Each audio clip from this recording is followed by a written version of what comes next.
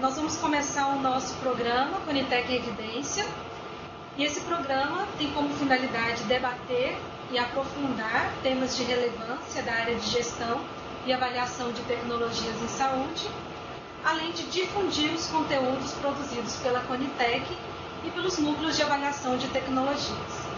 Eu gostaria de agradecer a presença de todos que estão assistindo por vídeo streaming e por videoconferência. Nossos encontros são transmitidos por essas duas maneiras. Na videoconferência, os participantes que estiverem conectados por meio dessa modalidade, eles poderão assistir, realizar perguntas e fazer comentários durante a apresentação. Nós já temos conectados a Universidade Federal do Amazonas e também a Faculdade de Farmácia da UFMG. No vídeo streaming, os usuários que não tiverem aparelho de videoconferência, o programa também será transmitido ao vivo pela internet e os participantes poderão realizar as suas perguntas e fazer comentários através do e-mail conitec.evidencia@saude.gov.br. O tema deste encontro será o monitoramento do horizonte tecnológico para subsidiar a tomada de decisão em saúde.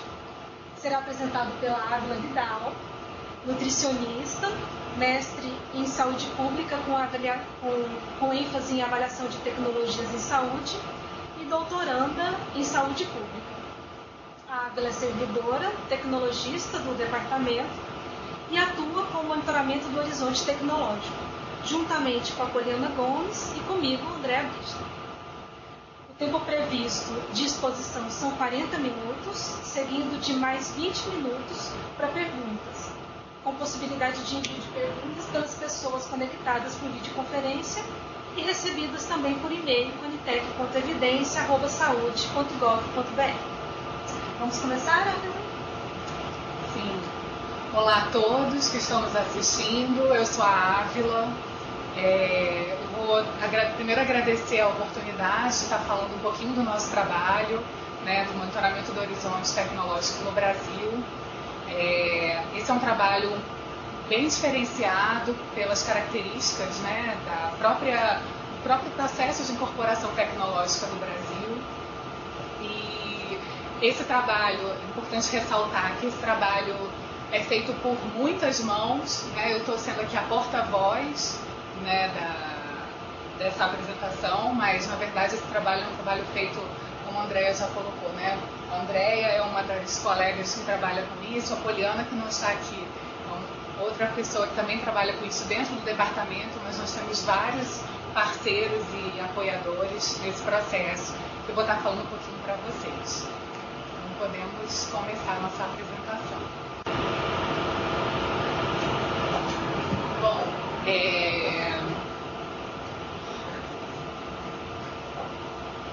Bom, primeiro eu vou começar com a definição de monitoramento do horizonte tecnológico. Na verdade, primeiro, monitoramento do horizonte tecnológico é uma tradução livre de nós aqui do Brasil para Horizon Scanning, que é o termo em inglês que é usado e definido na literatura. Bom, para nós, o conceito que nós usamos é de que o MHT ele é uma etapa específica de identificação e posterior avaliação tanto de tecnologias novas quanto emergentes. Eu vou depois definir o que é isso, novas e emergentes, para vocês, que tem um custo financeiro viável para o sistema de saúde, mas também impacto favorável na prática clínica, na organização dos serviços e nos aspectos sociais e éticos associados à sua utilização. Esse é um conceito clássico que a gente usa de MHT. Bom, o que seria tecnologia nova e emergente? Tecnologia nova são todas as tecnologias que estão em fase inicial de adoção. Ou seja, ou elas estão prestes a receber um registro de comercialização, ou no iniciozinho da sua comercialização em um país. Isso seria uma tecnologia nova. Tecnologia emergente já é uma tecnologia que ela ainda não foi avaliada nem incorporada nos sistemas de saúde, não tem registro para comercialização e normalmente estão em estudo de fase 2 ou 3. Isso é o que a gente define como tecnologia emergente. Esse conceito é importante porque isso vai definir qual é o método que você vai usar, a metodologia que você vai usar para fazer o monitoramento.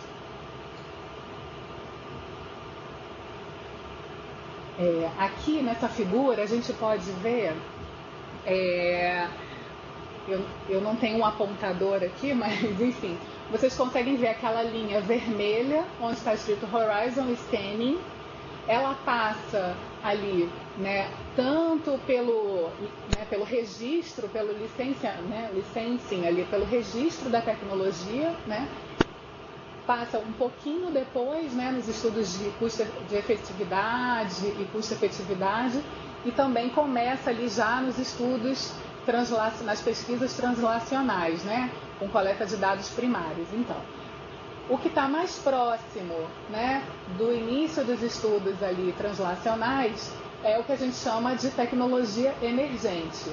E aquelas mais próximas do eixo do registro, né, dos estudos de segurança, eficácia, efetividade, essas são as tecnologias que a gente consideraria tecnologia nova. Bom, para que serve então o monitoramento do horizonte tecnológico? Bom, ela é a princípio, né, o princípio do monitoramento seria de identificar tecnologias potenciais, né, para o sistema de saúde, para serem incorporadas no sistema de saúde. Mas para que isso? Né? Para que antecipar isso? Justamente para você conseguir ter um processo proativo de decisão na incorporação. Né? Então essas são as palavras-chave que a gente poderia dizer do monitoramento do horizonte tecnológico. Né? Você prever possíveis impactos, né? E se antecipar num processo proativo de decisão, né? De uma incorporação tecnológica no sistema de saúde. Isso tudo baseado em evidências e informações. Né? Bom, outra utilidade, né, do monitoramento seria também prever a obsolescência de tecnologias em uso.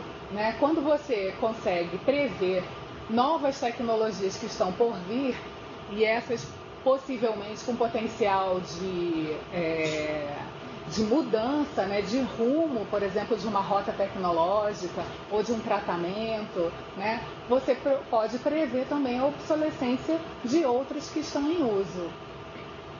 Além disso, né, um dos braços aí do monitoramento também é subsidiar os gestores em outras esferas do complexo produtivo de saúde, né? Que no caso a gente está aqui inserido, né, na Secretaria de Ciência e Tecnologia e Insumos Estratégicos do Ministério da Saúde, né, aonde a política de saúde, ciência, tecnologia e desenvolvimento econômico e industrial, eles acontecem, né, onde na verdade é promovida. Né? Então, o monitoramento do horizonte tecnológico também permite que seja uma ferramenta útil para a promoção dessa política. Bom, então, justamente essa figura ilustra exatamente isso que eu falei agora, né? A Secretaria de Ciência e Tecnologia do Ministério da Saúde, né, ela abraça os 4 eixos da política de ciência e tecnologia e inovação. Né? A pesquisa com o Departamento de Ciência e Tecnologia, né, com a promoção, o fomento à pesquisa no Brasil. Nós temos o eixo da inovação também, né, que seria o Departamento do Complexo Industrial da Saúde, com as parcerias de produção e desenvolvimento em saúde, inovação em saúde. Nós temos o Departamento de Incorporação, que é o departamento onde a gente se encontra, que é o Departamento de Gestão e Incorporação de Tecnologias. É esse departamento que abriga a Secretaria Executiva da Conitec. E nós temos o braço também do acesso, né, que seria o Departamento de Assistência Farmacêutica. Bom, vou contar um pouquinho da história, muito brevemente, para vocês do MHT no mundo. Isso tudo, na verdade, não é tão novo quanto se imagina. Já na década de 80, na Holanda, já se falava sobre isso, já estavam se discutindo sobre isso, mas somente na década de 90 que isso de fato ganha um espaço nas agências de ATS do mundo, né? E elas então começam a desenvolver metodologias para o monitoramento do horizonte tecnológico. Em 1995 tem um primeiro encontro, né, uma primeira conferência de MHT na Dinamarca, e alguns países se reuniram, né, Dinamarca, Finlândia, França, Luxemburgo, enfim, alguns países, Reino Unido, se reuniram para discutir sobre o MHT, definir alguns conceitos. E em 99 isso ganha um vulto maior com a criação da Euroscan, né, que é a agência internacional de Horizon Scanning, né, de monitoramento do horizonte tecnológico. Na época, a maioria dos países são países europeus, né, e o Canadá também participava da rede. Bom, em 2006, a Euroscan passou a se chamar Euroscan International Network. Eles colocaram International no nome para abrigar países de outros continentes. Bom, no Brasil, né, como isso aconteceu? Quando teve início? Né? Em 2008, com a criação da Rebrax, foram criados vários grupos de trabalho, né? Entre eles o grupo de trabalho de monitoramento do horizonte tecnológico. Foi aí então que surgiu essa tradução livre de Horizon Scanning para o português brasileiro. E então começou-se, né, a discutir no Brasil metodologias para isso, né?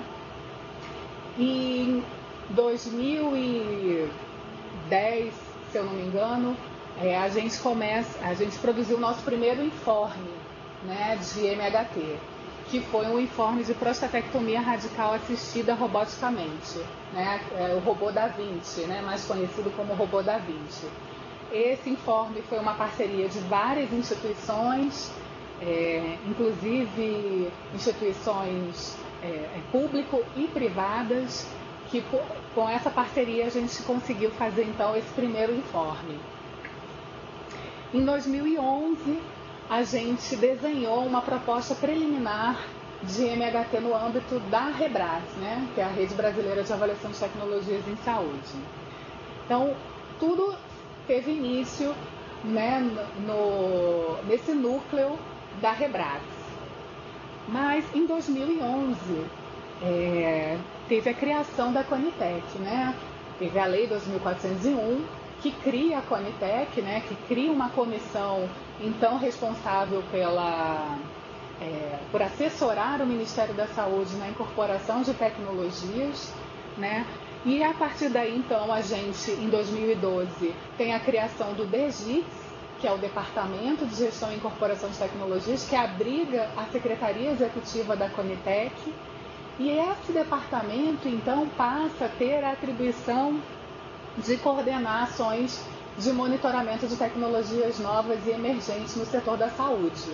Então, a partir de então, existe um ambiente, né, responsável por isso, né, responsável por coordenar essas ações de monitoramento do horizonte tecnológico. Então, a gente precisou se estruturar, se organizar, para então começar a fazer o monitoramento do horizonte tecnológico brasileiro, né? E, primeiramente, nós precisávamos buscar parceiros, né?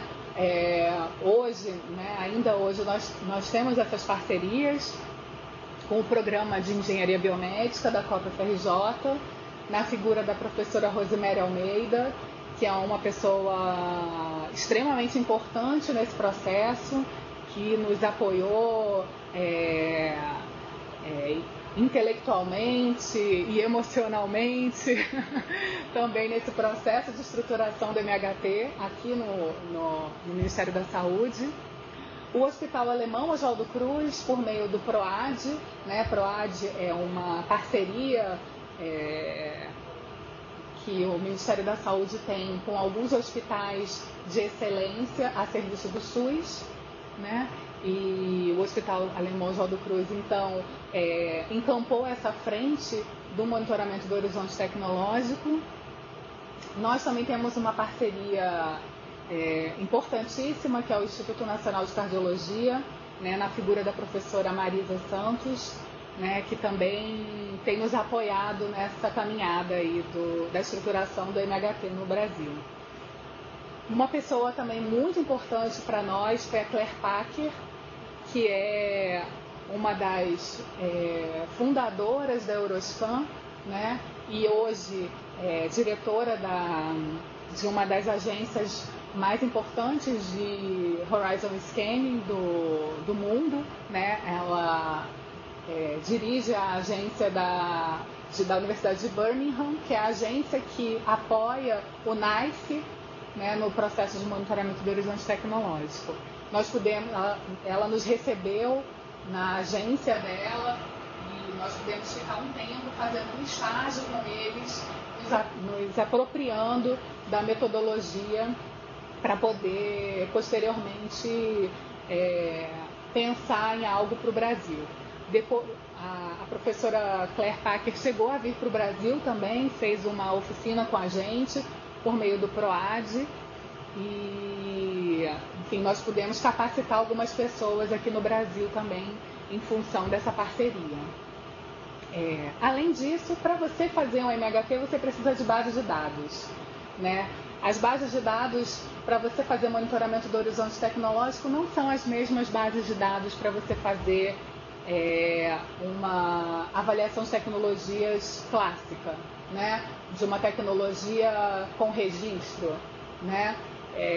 Então nós precisamos de bases de dados especiais, né, e peculiares para essa tarefa. A base de dados que nós escolhemos, né, entre as bases de dados que a gente tem livre acesso, uma das bases de dados que a gente tem no Ministério da Saúde é uma base da Thomson Reuters que se chama Cortellius, né? Ela é uma base paga, mas ela consegue captar algumas informações que nós não teríamos somente com acesso a outras bases de dados livres. Além disso, a gente precisava também divulgar o nosso trabalho, né, nessa estruturação desse MHT. E o espaço que a gente encontrou para divulgar é o que a gente chama, né, de radar.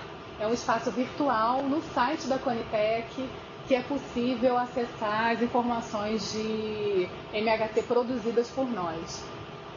Vocês vão falar, mas vocês podem ir lá, vocês vão ver que são poucas as informações que estão disponíveis. De fato, a nossa produção é maior do que aquela disponível. É porque nem toda informação que a gente produz a gente pode publicar, né? Porque algumas informações são confidenciais e a gente não publica.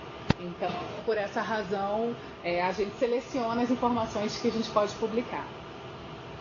Além disso, uma novidade recente, em dezembro de 2016, agora, nós fomos aceitos como membros da Euroscan, né? Nós nos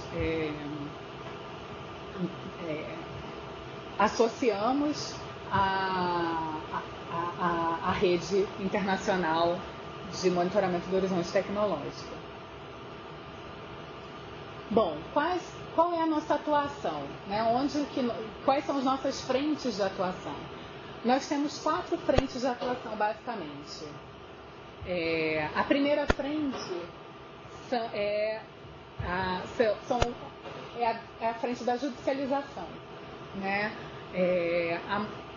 Grande parte das tecnologias demandadas, né, por mecanismos da judicialização são tecnologias novas, com aquela definição de novas que eu trouxe para vocês, tecnologias ainda sem registro no país ou com potencial de registro, e muitas delas também doenças raras, né?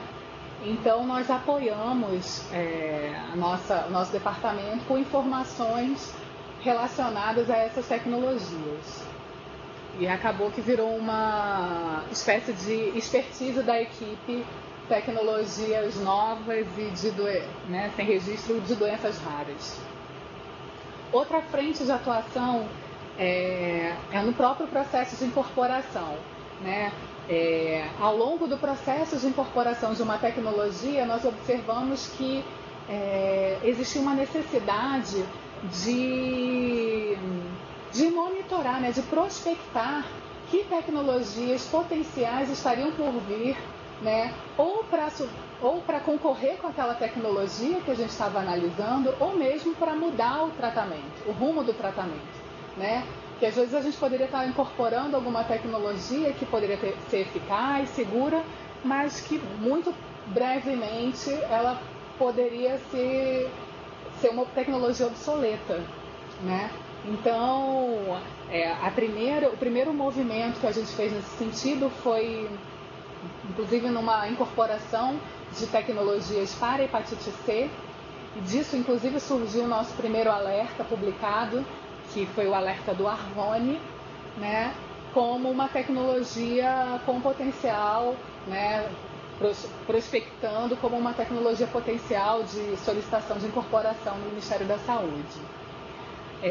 Em função disso, nós começamos a nos organizar para escrever para que todo o relatório da Conitec tivesse um capítulo de MHT, né?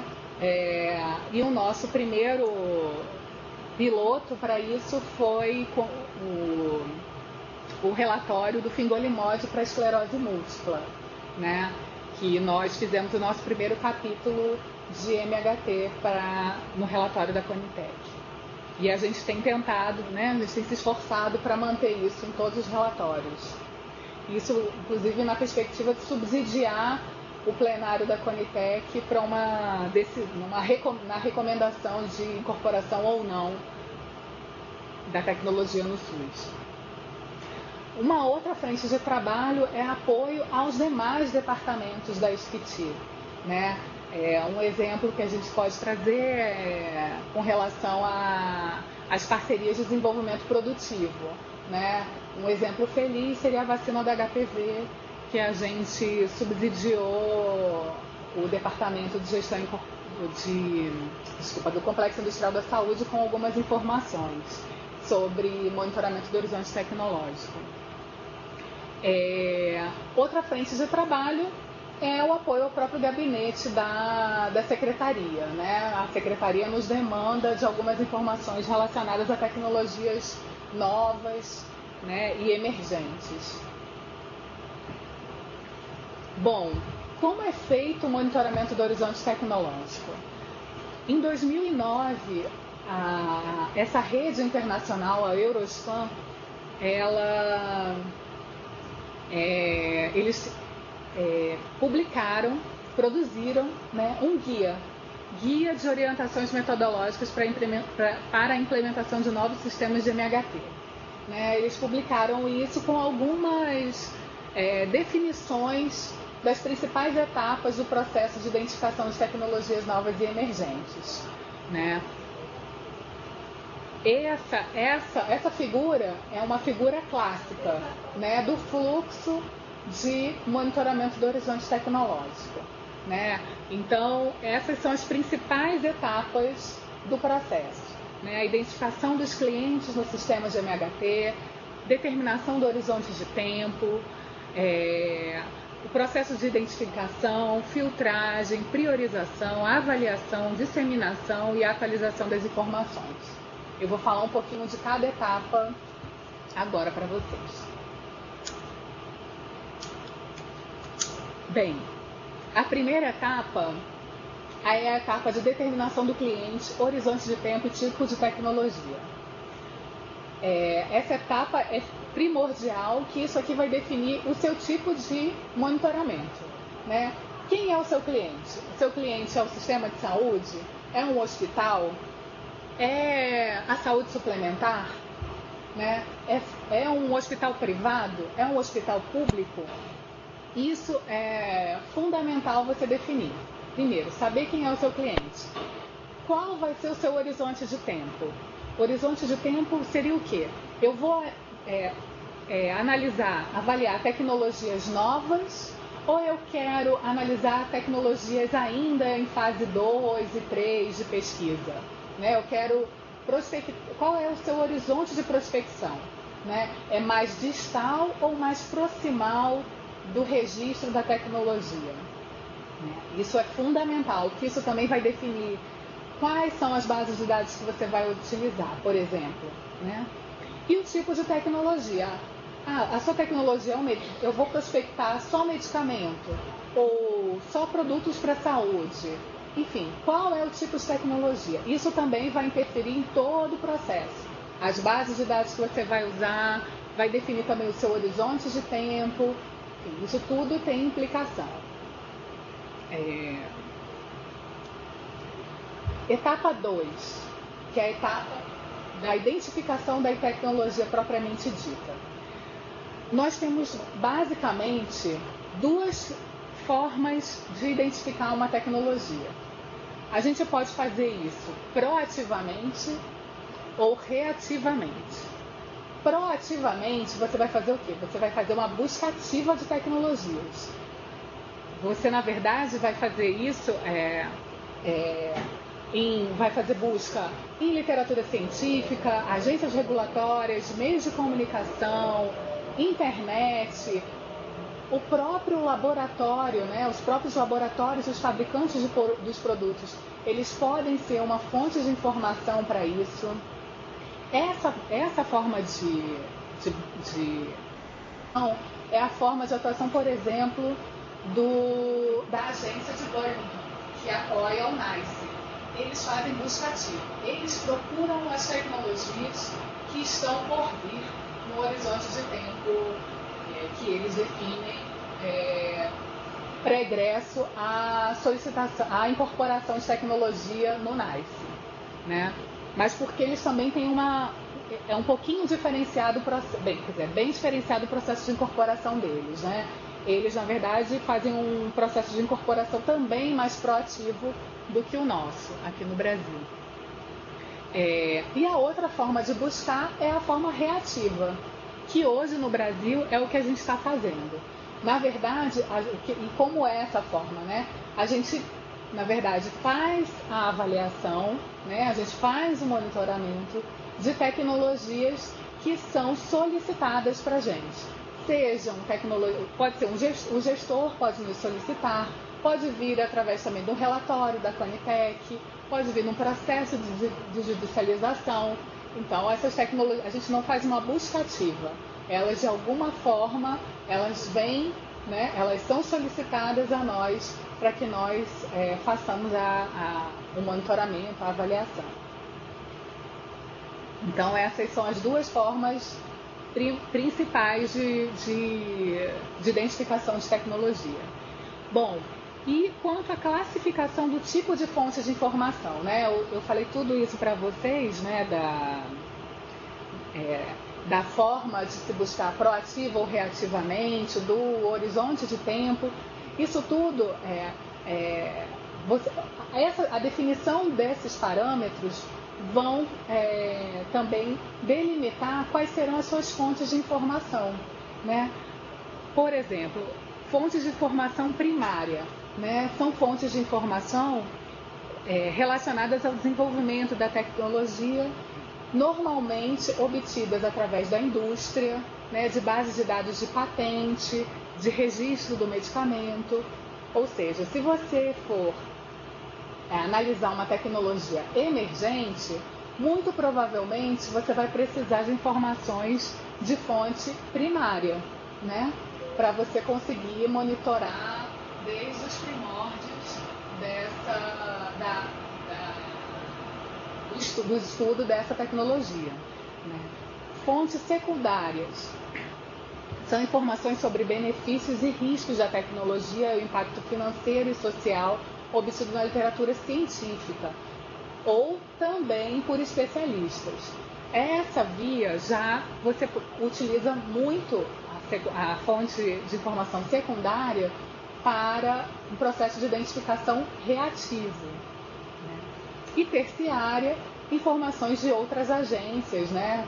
Como, por exemplo, as agências da Euroscan, né? Que compõem a Euroscan, elas publicam informes, né? Nos seus sites, e a gente também pode acessar essas informações para subsidiar o nosso monitoramento.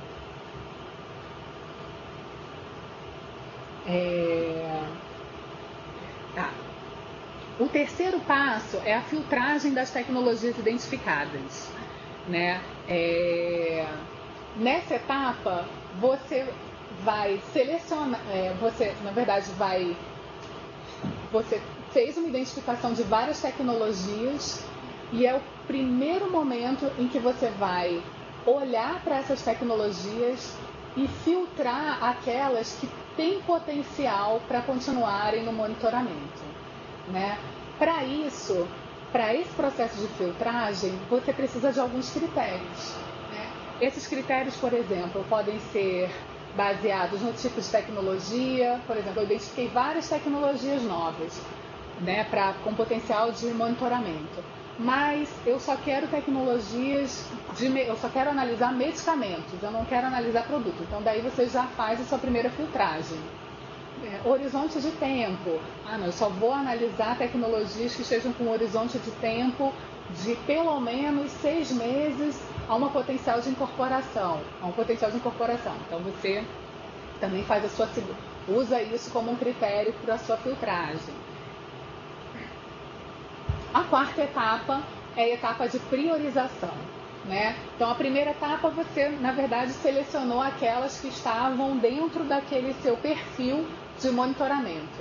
Na priorização, essa priorização normalmente é feita pela agência, por exemplo, de MHT.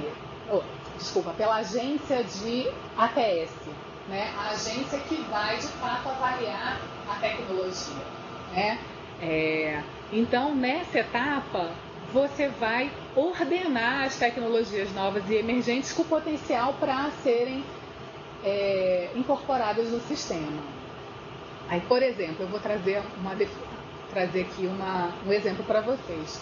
Em outubro de 2012, nós fizemos uma oficina no Brasil, né, chamada Oficina de Critérios para Priorização de MHT.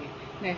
Que critérios poderiam ser utilizados no Brasil para você priorizar uma tecnologia, né, para monitoramento?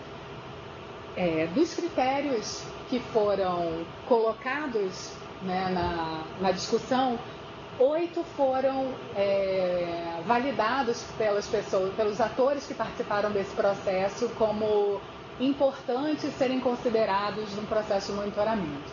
Então foram eles: relevância epidemiológica, relevância da tecnologia no tratamento atual do grupo elegível, ou seja, essa tecnologia é uma inovação radical, é uma inovação substitutiva, é complementar, potencial impacto no custo para o serviço, relevância da tecnologia para as políticas de saúde prioritárias para o SUS, impacto da tecnologia na mortalidade do grupo elegível, potencial impacto orçamentário no SUS, segurança e aspectos legais, éticos e sociais.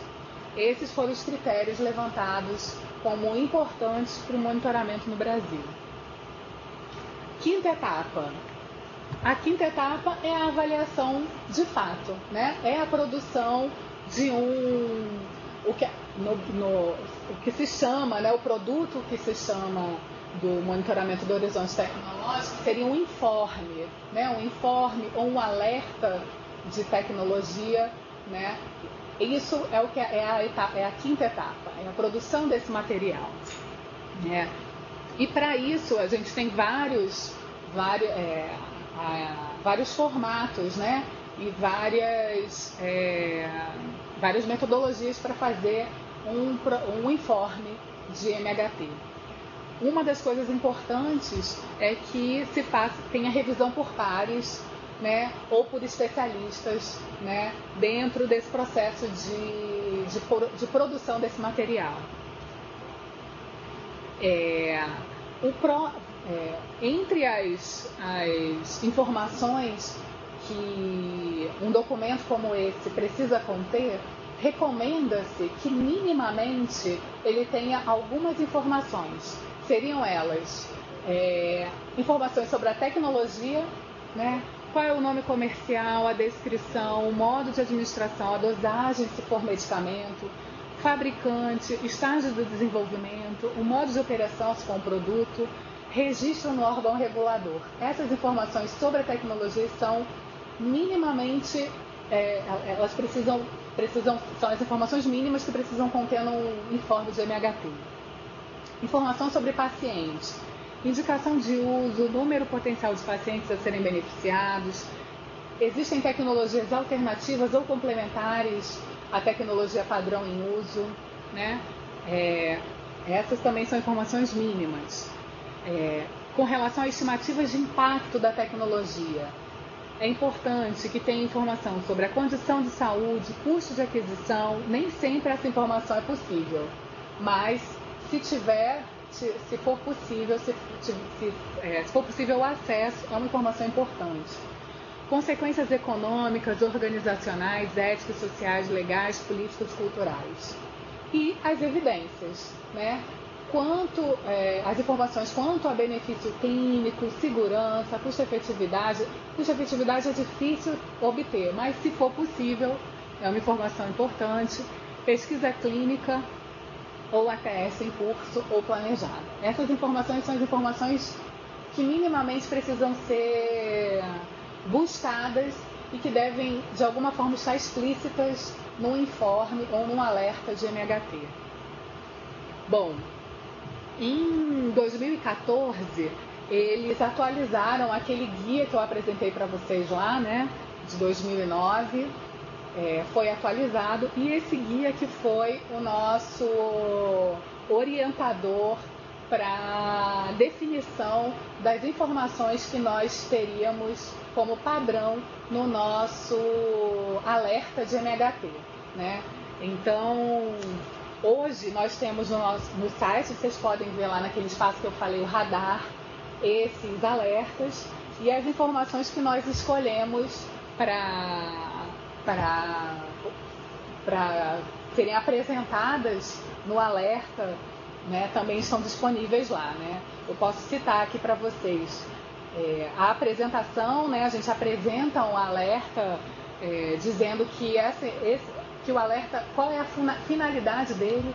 O objetivo do alerta não é recomendar ou não uma tecnologia. Isso é fundamental que seja compreendido, né? Inclusive na leitura desse produto, né? O alerta, ele tem a função somente de informar sobre aquela tecnologia que é uma tecnologia com potencial de ser solicitada para incorporação ou com potencial de incorporação mesmo, mas não tem o intuito de recomendar ou não aquela tecnologia. Até porque as informações que a gente tem ainda no momento para fazer o alerta são informações de caráter muito especulativo, né? Quando a gente está falando de monitoramento do horizonte tecnológico, a gente está falando de informação de caráter especulativo. Então, é importante que as pessoas que vão ler ou vão produzir um material como esse tenham essa consciência, né? Enfim, a gente tem informação da tecnologia em si que está sendo analisada, como foi o método para a elaboração, né, daquele alerta, a população-alvo, a gente descreve qual é a população-alvo, as características da doença, as características muito brevemente, mas a gente ressalta todos os aspectos da doença.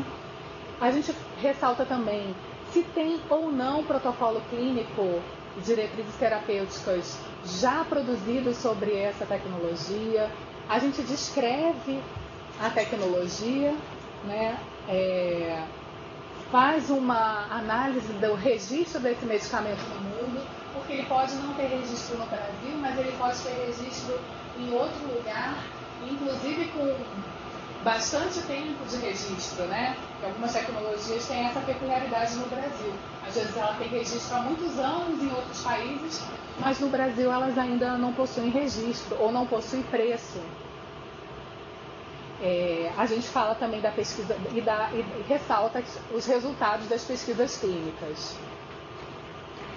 E um ponto alto que eu ressalto do nosso modelo de alerta é que nós criamos um quadro chamado Pontos Fortes e Fracos da Tecnologia, né? Nesse quadro nós ressaltamos características que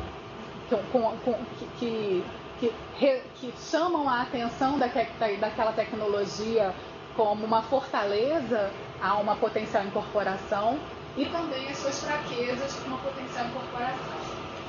Isso é uma peculiaridade do nosso MHT. E por último, a última etapa é a etapa de disseminação, né?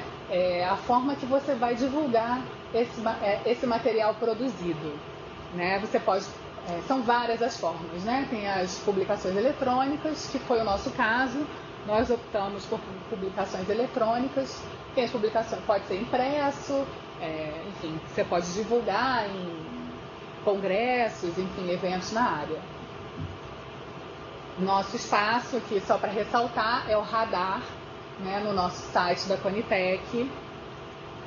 E a atualização, na verdade, por último, é a atualização. A atualização dos informes, que ela é importante, né? Se você produz um informe como eu já disse, de tecnologias com caráter muito especulativo, com informações de caráter muito especulativo, é importante você estar sempre atualizando essas informações, né? Ter alguma previsão de atualização. Bom, agora só para fazer uma propaganda na nossa equipe, nós temos algumas publicações científicas que vocês podem ter acesso, enfim, quem quiser se informar um pouco mais sobre o que a gente produz, né? Está aqui disponível. Nós somos uma equipe premiada, nós já ganhamos 2 prêmios, um de melhor pôster no Fórum de Assistência Farmacêutica e Farmacoeconomia em Salvador e de melhor experiência no Pesquisa SUS, né, da Fiocruz. Novidades, nós estamos na série, alguns de vocês devem conhecer, existe uma série chamada Diretrizes Metodológicas, né, do Ministério da Saúde, que começou com a Rebrax, né? Essa série tem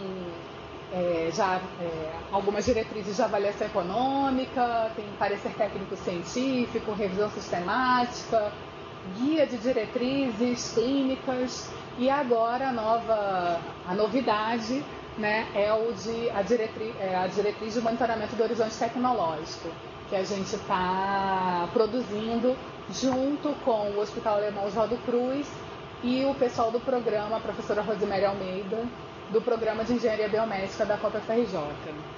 É uma novidade que em breve já estará disponível.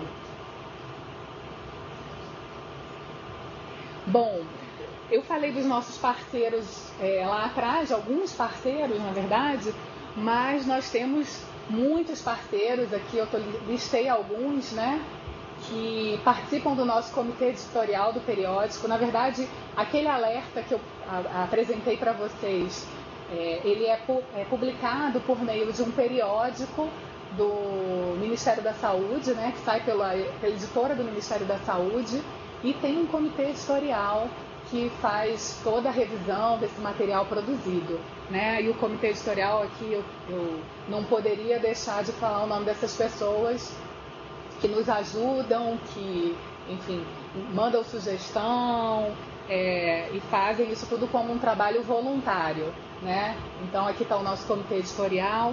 Nós também temos a equipe do projeto gráfico e editoração, né? Nós temos no nosso departamento a Érica, que faz todo o projeto gráfico. Eu não podia deixar de falar dessas pessoas, então, e agradecer ao trabalho delas.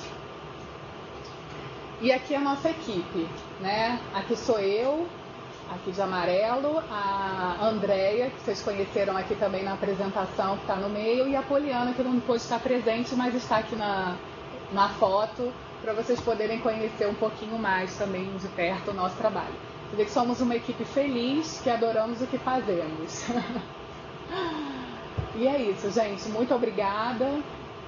Espero que vocês tenham aproveitado esse momento. Se tiverem perguntas, né, ainda podem fazer por meio do Twitter, né, ou por meio do site, né, do e-mail.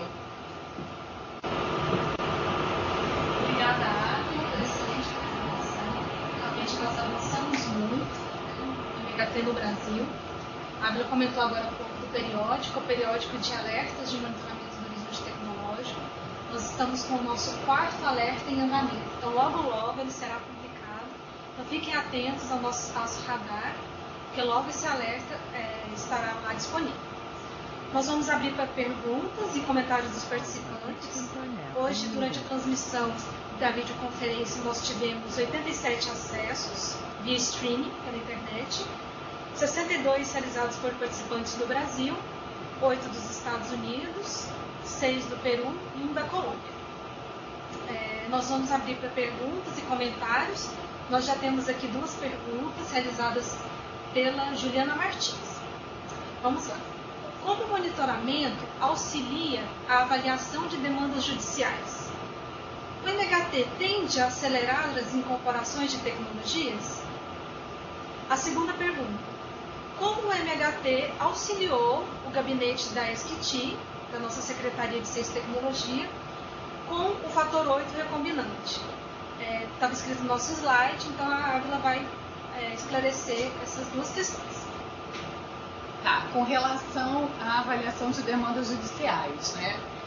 O que acontece? O nosso departamento, ele respalda tecnicamente muitos desses processos judiciais, né? Eles chegam de alguma forma no Ministério da Saúde, por vezes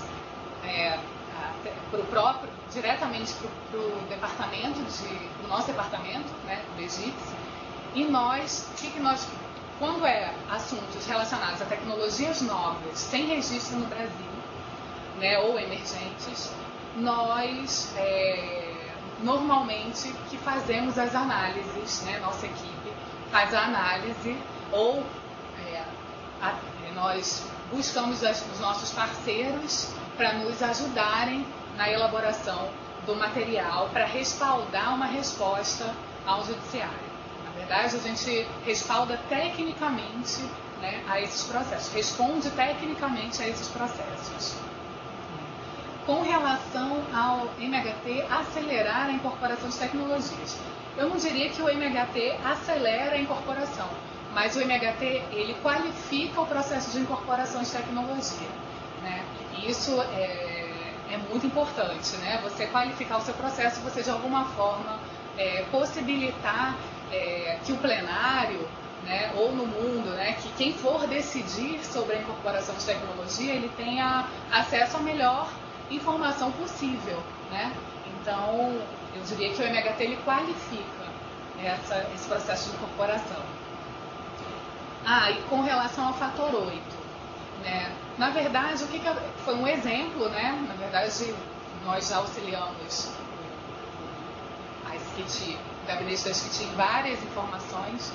Nesse caso, é um processo, na verdade, é uma parceria de desenvolvimento produtivo que o Brasil tem, né, para a produção de fator 8, e, na verdade, foi nos solicitado uma prospecção do que estaria por vir de tecnologias de hemoderivados relacionadas a isso. Então, foi isso que foi... Normalmente, a gente atua nisso, a gente atua na prospecção, né, na verdade, tentar juntar informações relacionadas à prospecção de tecnologias relacionadas a algum tema específico. Bem, nós temos mais duas perguntas da Juliana Martins. Ela perguntou o seguinte: uma tecnologia que é antiga, mas que só entrou no mercado brasileiro recentemente, com preço remédio, por exemplo, ela é considerada tecnologia nova? Uma tecnologia que é antiga, mas só entrou no mercado brasileiro recentemente, com preço remédio, por exemplo, ela é considerada uma tecnologia nova? Depende. Se ela é para uma indicação nova, né? Se ela for para uma indicação nova, para um uso novo, a gente pode considerar ela como uma tecnologia nova. Agora, depende do seu olhar. Mais alguma? Outra pergunta da Juliana. O MHT, além de introduzir tecnologias novas, também tem um papel na exclusão, substituição de tecnologias defasadas e incorporadas? Sim, é exatamente, né, lá nos meus primeiros slides, né? O MHT ele também tem essa função, né, de olhar, né, prospectar tecnologias que vão obsolecer, né? Quando você percebe que existe um novo rumo de tratamento, né, de uma determinada doença, né, você consegue prever a obsolescência de outras, né? Ou mesmo a substituição de outras, né? Isso pode ser usado para isso, sim.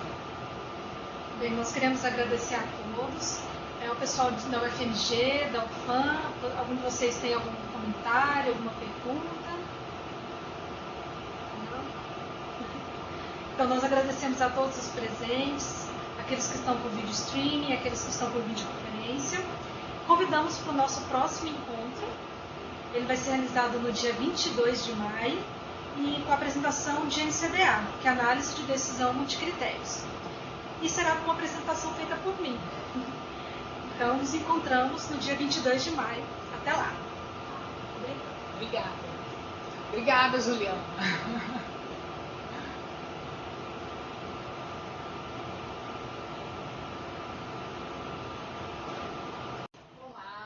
Boa tarde a todos que estão nos assistindo. Bem-vindos ao nosso primeiro encontro no Conitec em Residências de 2017. Meu nome é Ávila, vou estar aqui com vocês hoje para apresentar o programa. Bom, para aqueles que estão assistindo pela primeira vez o programa, o Conitec em Evidências ele tem como finalidade apresentar e aprofundar temas relacionados à gestão e à avaliação de tecnologias em saúde. E aproveitando essa oportunidade, eu informo a vocês que a gente está com uma enquete aberta no site até hoje, né, para levantamento de novos temas dos próximos programas. Então, eu convido vocês a participarem da enquete assim que terminar o nosso programa de hoje. Bom, a gente está agora conectado com a gente por meio de videoconferência. O pessoal do INCOR, de São Paulo, e também o pessoal do Hospital Universitário Getúlio Vargas, da UFAM. Olá a todos, obrigada pela participação. Bom, o tema do nosso encontro de hoje é a qualidade das evidências nas decisões da Conitec. E quem nos brindará com essa apresentação será o Dr. Ivan Ricardo Zimmermann. O Ivan ele é farmacêutico formado pela Universidade Federal de Santa Catarina, possui MBA em Economia da Saúde e doutorado em Ciências da Saúde pela Universidade de Brasília. Ele atualmente trabalha no Departamento de Gestão e Incorporação de Tecnologias em Saúde, do Ministério da Saúde, como analista de políticas sociais e integra a equipe de farmacoeconomia. O Ivan também atua como pesquisador no Laboratório de Saúde baseado em evidências e comunicação científicas da UNB. Então, Ivan, você terá 40 minutos para fazer a sua apresentação e, posteriormente, nós teremos 20 minutos para perguntas e respostas, comentários. Lembrando, uma última questão, lembrando que as perguntas podem ser enviadas pelo e-mail, pelo e-mail conitec.evidência@saude.gov.br. Perfeito. Cronometrando aqui já. Bom, obrigado, Ávila, obrigado, Tarsila, e também por proporcionar essa iniciativa aqui do Conitec em Evidência. Hoje a minha chefe está aqui do lado, não posso falar besteira. Então, eu posso levar um puxão de orelha aqui se eu sair da linha. Bom,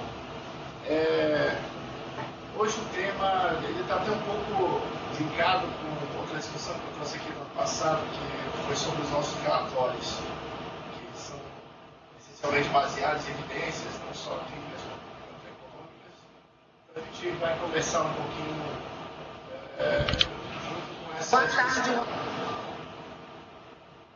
Oi? Todo mundo ouvindo bem aí? Ok. Então, pode colocar no slide. O tema de hoje que é a qualidade das evidências nas recomendações da Conitec. É um título que, ao longo da discussão, vocês vão perceber que é bem audacioso. Na verdade, o trabalho em si foi bem mais limitado. A gente não tem suporte para esse título tão geral. Mas a gente discute sobre isso na hora que eu for falar um pouquinho mais das limitações do trabalho. Então, só retornando o nosso grande avanço, né, desde a CITEC, caminhando aí pela Lei 12.401 até o que nós temos hoje como a Comissão Nacional de Incorporação de Tecnologias no SUS, foi um grande ganho, de certa forma, da institucionalização realmente da ATS como loteador das decisões e recomendações de incorporação de tecnologias de saúde no SUS. Criando a Comissão Nacional de Incorporação de Tecnologias no SUS, a Conitec, a gente saiu de um modelo, pode passar, que de certa forma já era implementado pela comissão anterior, que é de Incorporação de Tecnologias do Ministério da Saúde, a CITEC, porém com grandes ganhos, ampliação de participação de vários atores, e o que eu ressaltei bastante naquela nossa discussão sobre os nossos relatórios, é a relação da transparência e da participação. Então hoje nós temos uma evolução nessa parte do material que dá suporte às recomendações. E, sobretudo, a gente tem discutido e caminhado numa evolução e consolidação cada vez maior do modelo metodológico, bastante validado na construção desse relatório, que é a nossa discussão de hoje. Então, resgatando a partir de todo esse marco legal e essa evolução, a gente tem a avaliação de tecnologia de saúde como norteador dessas recomendações. E nessa visão ampla, não só naquela visão mais restrita da medicina baseada em evidências, mas a visão ampla da ATS, que considera inclusive questões relacionadas à implementação, questão logística, entre outros pontos que realmente vão efetivar a oferta da tecnologia após a sua recomendação. Bom, nessa questão de avaliação, tanto das evidências econômicas espalhadas anualmente em cima de diretrizes metodológicas. Hoje a gente tem uma ampla gama de diretrizes já bem estabelecidas que a Conitec tem se baseado na elaboração das suas recomendações. Eu destaco aqui, na discussão de hoje, essa vermelha que é a diretriz de avaliação da qualidade pelo sistema GRADE. E é justamente esse sistema que propiciou o trabalho que a gente discute aqui. Então, resgatando um pouco, o GRADE foi uma inovação por vários pontos, mas ele foi o primeiro sistema que, de fato, dividiu, fez essa cisão entre o que é nível de evidência, o nível de qualidade e força de recomendação. Além da flexibilidade entre os níveis de evidência, os níveis de qualidade. O ensaio clínico randomizado nem sempre será uma evidência de alta qualidade e nem sempre estudos observacionais serão evidências de baixa qualidade. A gente tem essa flexibilidade, mas pode ficar essa discussão mais aprofundada, fica um tema aí para outro dia. Mas o que eu quero resgatar é que existe essa possibilidade de conversa não tão truncada entre a força de recomendação, coloquei aqui até como grau de recomendação, mas o GRADE trata isso como força, e o nível de evidência. É possível, por meio do sistema GRADE, você ter evidência, você ter recomendações com grande força, recomendações com alto grau de recomendação, mesmo baseado em evidências de baixa qualidade. Assim como é possível você ter recomendações fracas, com baixo grau de recomendação, mesmo baseado em evidências de alta qualidade, grandes ensaios clínicos randomizados, bem delineados, e assim por diante. E essa força de recomendação depende de outros fatores que não só a qualidade da evidência, como os valores e preferências dos pacientes, a sua aceitação, a sua implementação, o balanço geral, de certa forma, entre as vantagens e desvantagens do uso dessa tecnologia, além dos recursos. No último ponto, a gente também considera no grau de recomendação. Então, existe essa possibilidade. Evidência baixa, recomendação forte. Evidência alta, recomendação fraca. Porém, passar o ponto, isso se torna um problema quando ele começa a ser frequente. Não é porque existe essa possibilidade que ela deve ser a regra. A gente ter sempre recomendações fortes baseadas em evidência de baixa qualidade. E o nosso estudo partiu, de certa forma, de uma denúncia. Uma denúncia feita aí pelos idealizadores da medicina baseada em evidências e do próprio sistema Grade, ressaltando aí o Gordon Guyatt, Roger Schuneman, entre outros pesquisadores. Como o título já aponta nesse artigo de 2015, mas já finalizado ali em 2014,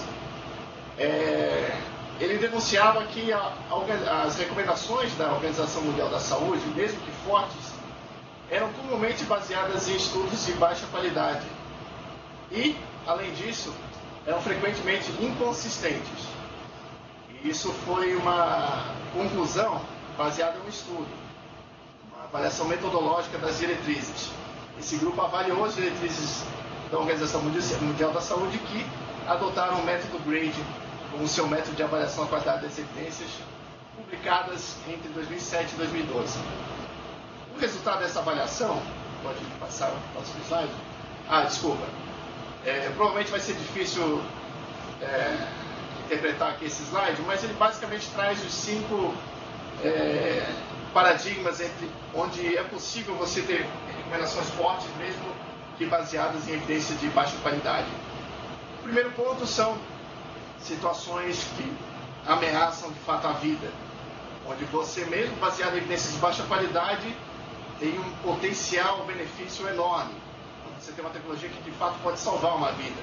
Então, ganho em anos de vida ajustados pela qualidade, assim por diante, é muito maior a ponto de você relevar essa qualidade de evidência. A gente teve isso, por exemplo, para aqui o exemplo, a ideia da hidroxicobalamina, das intoxicações por cianeto. Apesar das limitações que nós teríamos na implementação e a baixa qualidade das evidências, estritamente baseadas em estudos observacionais, sem um controle adequado, o potencial ganho de você conseguir salvar essa vida, se efetivamente você tivesse esse antídoto em tempo hábil de utilizar, frente aos efeitos adversos que são mínimos, comparado a outras opções, deram total suporte para a recomendação dessa tecnologia, mesmo que baseada em evidência de baixa qualidade.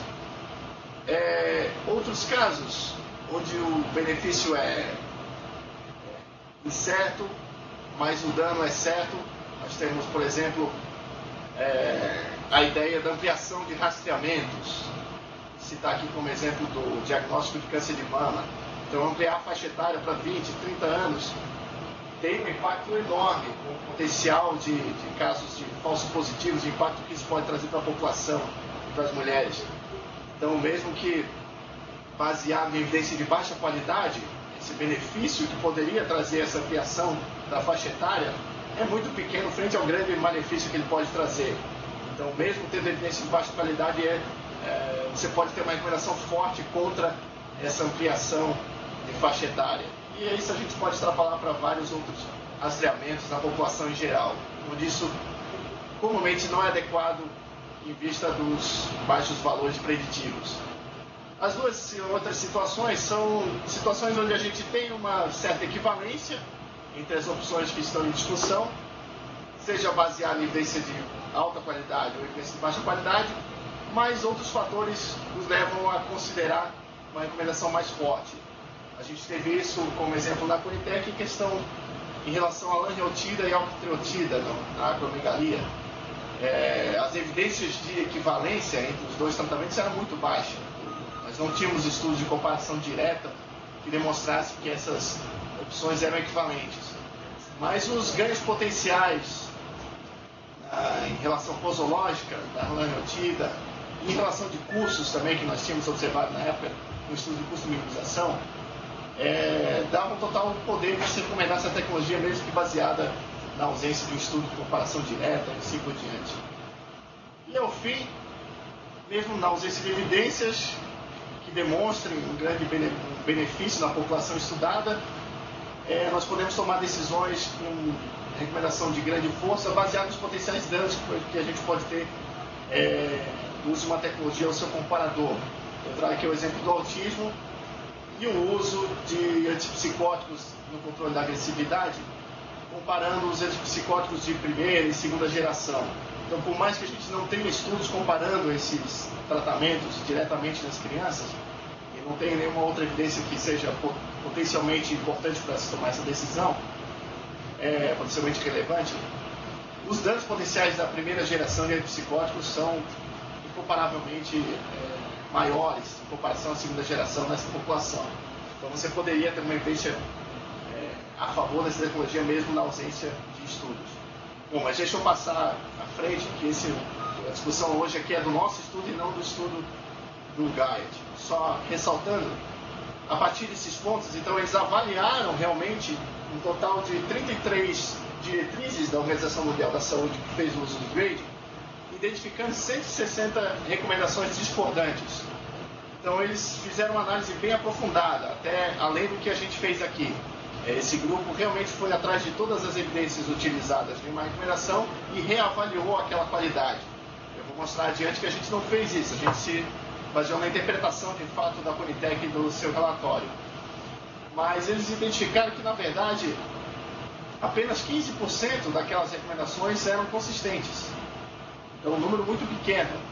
A grande maioria não era consistente com a metodologia do GRADE, sendo que uma parte delas era, na verdade, baseada em evidência de qualidade moderada ou alta, fazendo essa reavaliação, e os elaboradores das diretrizes haviam julgado como evidência de baixa qualidade.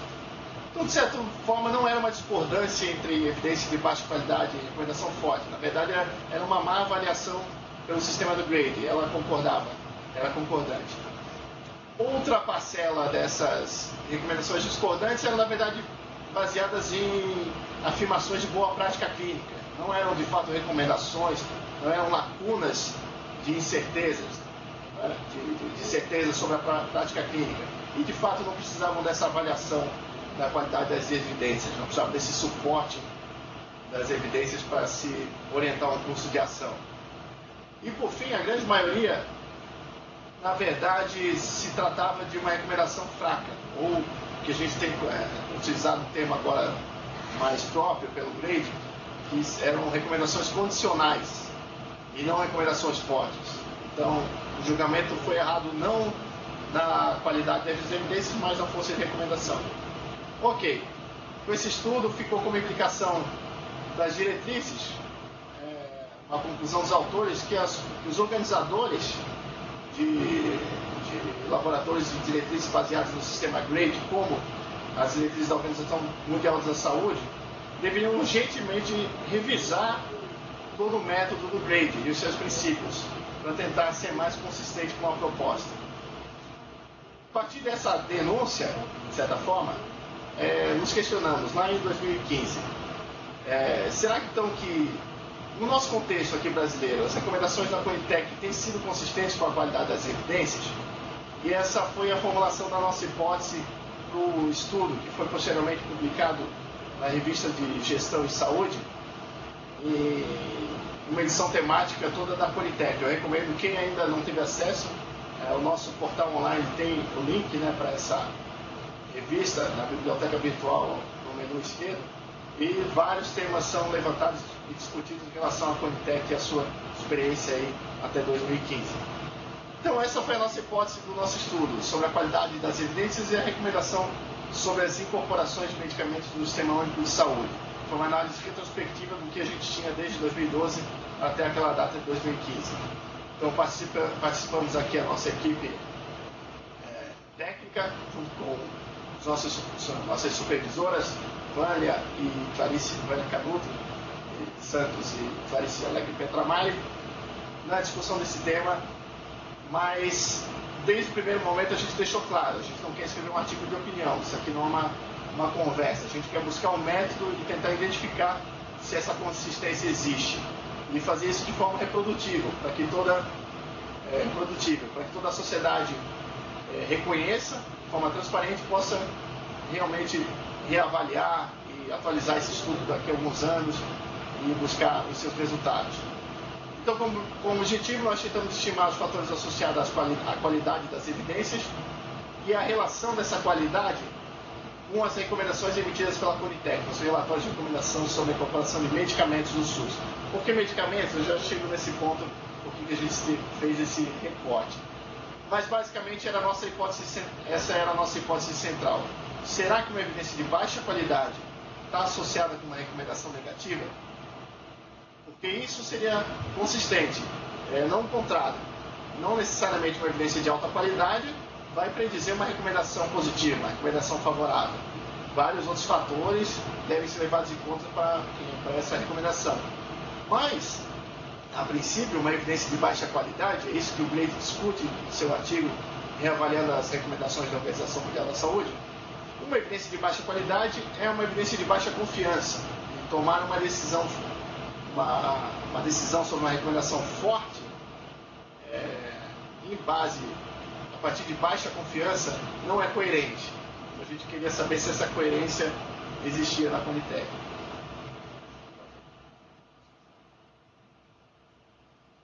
Bom, então foi um delineamento retrospectivo e analítico, a gente não ficou só no nível descritivo, realmente partimos de uma hipótese e assumindo os testes estatísticos e os pressupostos para tentar testar essa hipótese, a partir dos relatórios completos de recomendação sobre incorporação de medicamentos em sua versão final, até a data de 26 de junho de 2015. Então, desde o início da Conitec de 2012 até esse momento final, que foi o nosso momento de coleta de dados.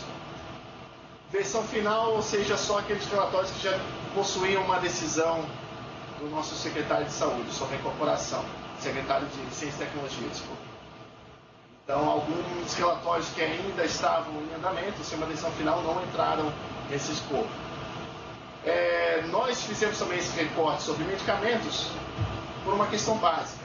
É um campo onde a ATS já está bem estabelecida. Nós temos claramente que tipos de estudos podem trazer a melhor resposta no suporte de uma recomendação sobre essa intervenção. Nós temos ferramentas validadas nesse contexto de avaliação da qualidade das evidências, e além de questões econômicas também bem estabelecidas. Ainda há muita discussão, ainda há uma certa necessidade de consenso em vários desses fatores em relação a equipamentos e procedimentos. Então a gente decidiu restringir a nossa análise a medicamentos, que acaba sendo uma restrição não tão limitante, se a gente pensar que em média de 70% das demandas avaliadas pela Conitec é realmente na tecnologia de medicamentos.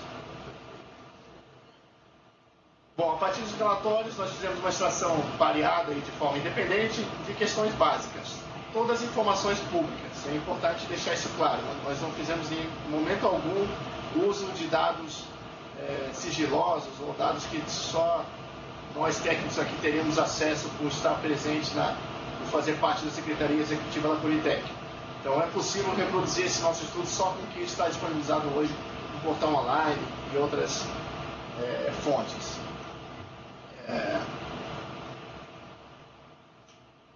Então, questões básicas do ano do relatório, questões descritivas da origem da demanda, se era interna ou externa. Consideramos interna não só demandas do Ministério, como demandas pautadas por secretarias estaduais e municipais de saúde, a tecnologia avaliada ou combinações, a doença ou o agravo para o qual estava sendo pautada. Avaliamos a necessidade de buscas complementares, isso é só uma questão de necessidade de complementação no relatório, quando foi uma demanda externa, e a gente queria ver se isso tinha alguma associação ou não com a qualidade das evidências. Acabou que no final, eu já adianto o resultado, isso não teve impacto algum. A evidência disponível sendo classificada em revisões temáticas, ensaios clínicos randomizados, estudos observacionais controlados e não controlados.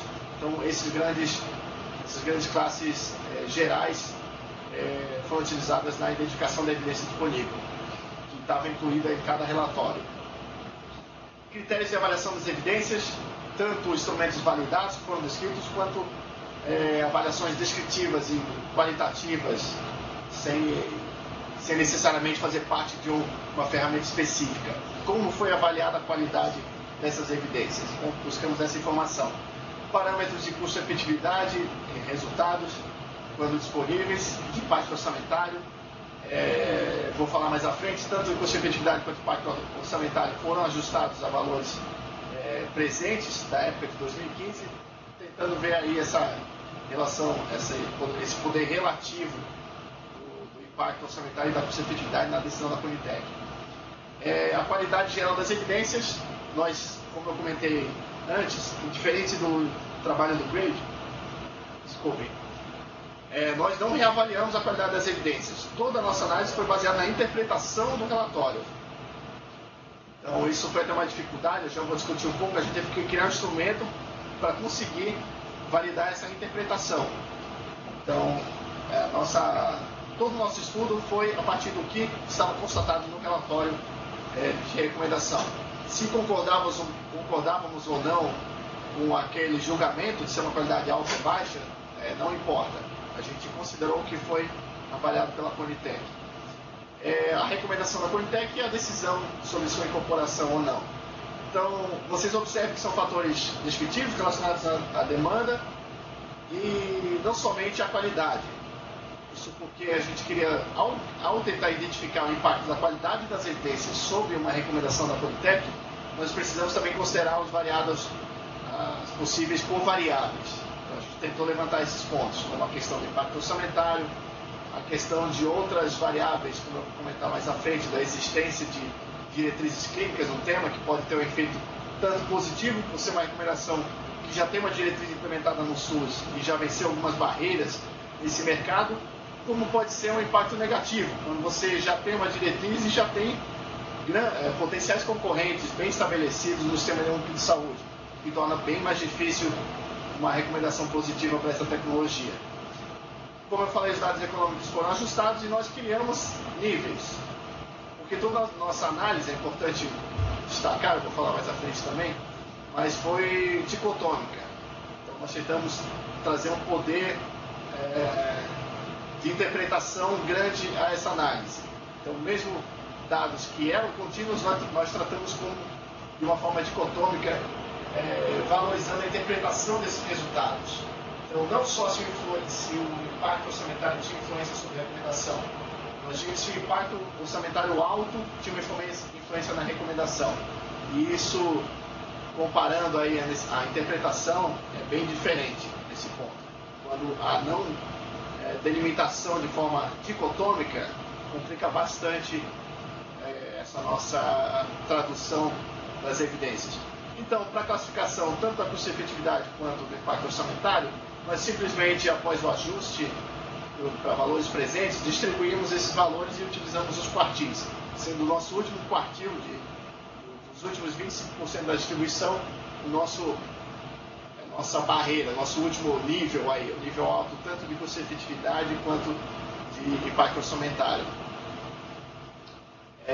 Esse nível alto para custo-efetividade é até ambíguo, né? Não é que ele seja altamente custo-efetivo, mas tem uma razão de custo-efetividade incremental muito alta. Para identificar as situações de baixa qualidade, nós tivemos um problema, como eu havia comentado. A gente não tinha ainda, ao longo dessa análise retrospectiva, dos relatórios desde 2012 a 2015, uma padronização, tanto de instrumentos quanto do julgamento da qualidade da evidência. Então, alguns relatórios, esse julgamento não estava claro, não estava declarado se foi julgado que aquela evidência era de alta ou baixa qualidade, se o nível era alto ou baixo de evidência. Então, nós criamos um instrumento básico que retirava trechos desses relatórios e esses trechos da conclusão do julgamento da Conitec, que daria o suporte para a interpretação de ser uma evidência de alta ou baixa qualidade, alta, moderada ou baixa qualidade.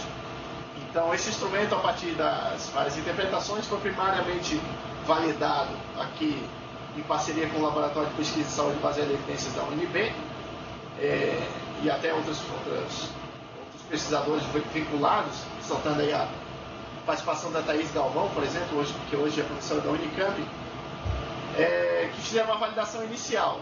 Então, a partir dessa validação inicial, a gente pôde ver os problemas de interpretação do instrumento e se ele podia funcionar adequadamente.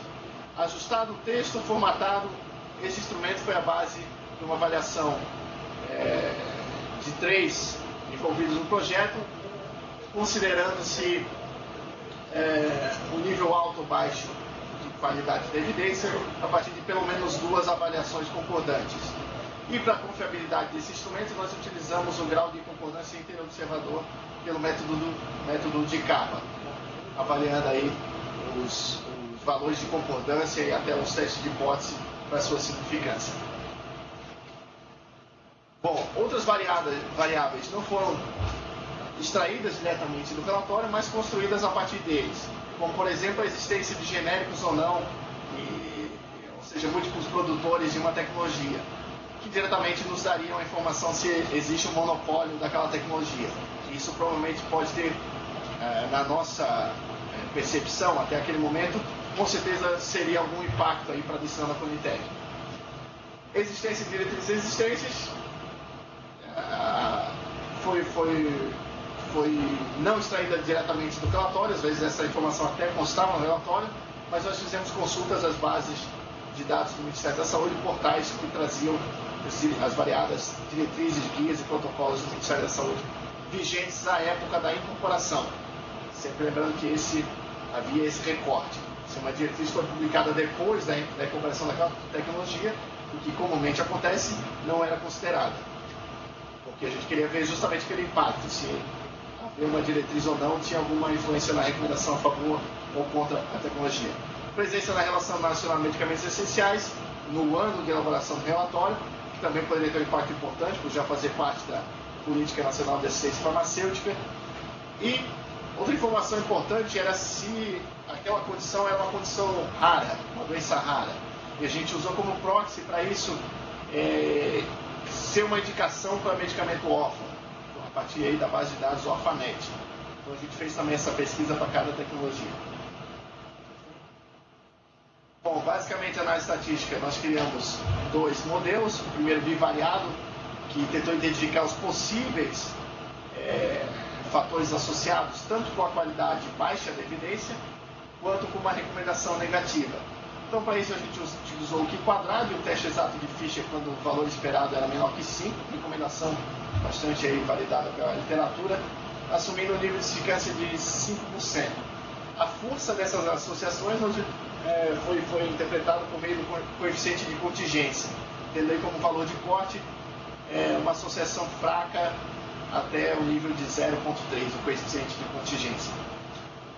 Bom, mas como eu falei, a gente avaliou também com variáveis, e a gente fez isso por análises multivariadas com base em modelos de regressão logística, que vão tratar dessas variáveis dicotômicas de forma bastante robusta, não precisando assumir distribuições paramétricas, por exemplo, como uma distribuição normal. Então, o nosso modelo de regressão logística ele é bastante robusto nesse aspecto. Bom, para a inclusão do modelo, a gente utilizou um limiar de significância de 20% na análise bivariada. Então, a gente foi bastante conservador nesse ponto. Avaliamos a multicolinearidade, que é um problema nas análises multivariadas, excluindo do modelo aquelas variáveis que eram altamente correlacionadas. E a gente usou um ponto de corte aí, de correlação de 0,4. E a gente teve isso observado. Algumas variáveis tiveram que ser excluídas do modelo por ter uma alta correlação. E isso é um problema no modelo multivariado. A gente viu a qualidade do ajuste dele pelo teste de Rosmer e Lemschel, que basicamente vê se o valor predito pelo modelo se afasta muito daquele observado. A gente consegue ver isso estatisticamente. E ao final os resultados foram expressos como razões de chance, ou o melhor termo seria realmente o odds ratio ajustado.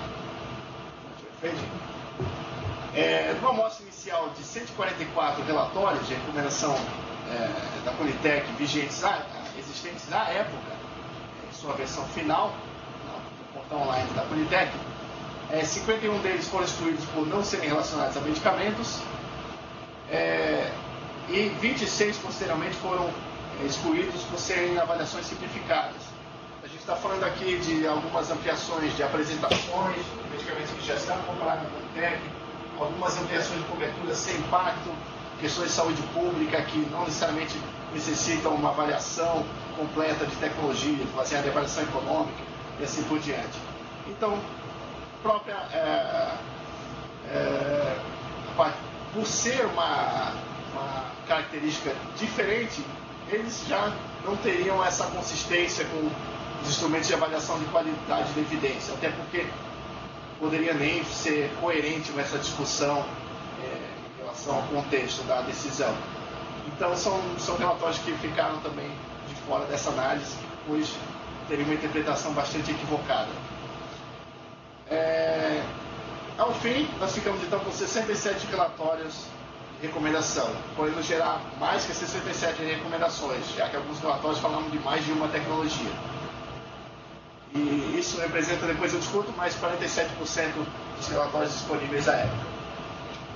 Em relação à especialidade, que foi um dado que a gente também obteve, nós tivemos como principais especialidades com demandas solicitadas na reumatologia, a especialidade com o maior número de demandas solicitadas, avaliações solicitadas, seguida da oncologia, empatada depois a pneumologia, endocrinologia e...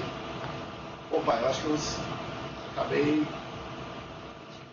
cometendo um erro aqui. Depois eu confirmo com vocês aqui, a gente repetiu pneumologia. Provavelmente alguma outra especialidade que estava empatada.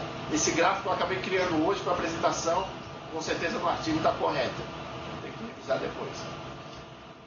Seguindo depois, ao final, da dermatologia e infectologia. Nós tivemos várias outras especialidades, mas essas foram as principais. Já adianto que as análises estatísticas não demonstraram a especialidade médica como um fator fortemente associado tanto à qualidade baixa das evidências quanto à recomendação negativa. Características gerais do que a gente identificou: 54% dos medicamentos possuem algum registro para medicamento órfão, ou seja, é um critério bastante amplo. Mas desses, só 18% foram avaliados na indicação órfã para o SUS.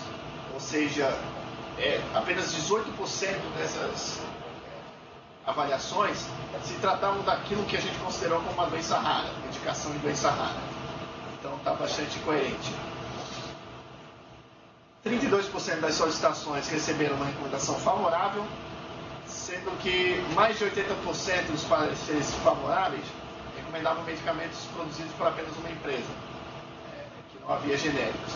Tendo aí influência bastante observável do interesse maior do demandante quando existe ainda uma proteção patentária ou um monopólio, assim por diante. E também uma dificuldade de ver esse nível de relação com a recomendação da Conitec, a partir do momento que a maioria delas era baseada em monopólio.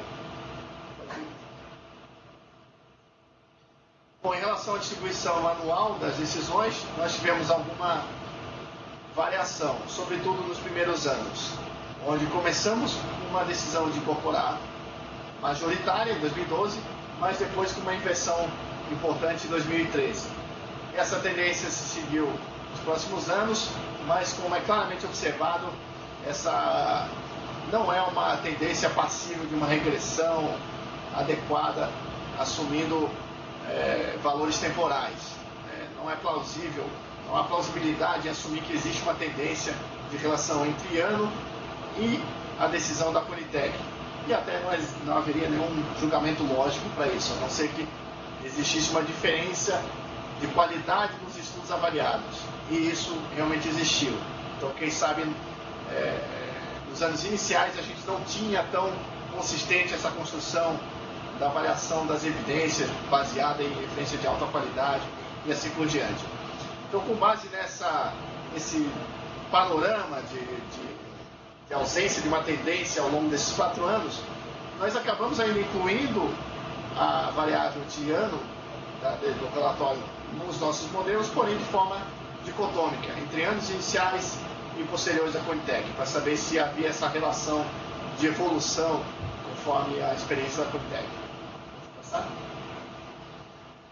Em relação aos critérios utilizados na avaliação da qualidade das evidências, a grande maioria foi baseada em uma avaliação descritiva, critérios baseados em diretrizes metodológicas, como a nossa diretriz de pareceres técnicos científicos, disponibilizada pela Rede Brasileira de Avaliação de Tecnologia de Saúde, promovida pelo Ministério da Saúde e seus parceiros, não baseada em um instrumento específico, mas em critérios que deveriam ser avaliados para avaliação da qualidade. É uma avaliação da qualidade, não baseada em um instrumento único. Posteriormente, o primeiro sistema que apareceu bastante, com 24% das avaliações, foi o sistema de Oxford, o Centro de Medicina Baseada em Evidências de Oxford, que é o nosso nível de evidência mais difundido. Até hoje ainda acredito que seja o nível mais conhecido na área de avaliação de tecnologia de saúde e até de medicina baseada em evidências. Que fala o nível 1, 1A, 1B e assim por diante, de acordo com o desenho do estudo que é considerado como ensaio clínico randomizado sendo o melhor nível de evidência e até revisões sistemáticas ainda melhores desses ensaios clínicos. E depois uma parcela bem menor, baseada em instrumentos construídos com esse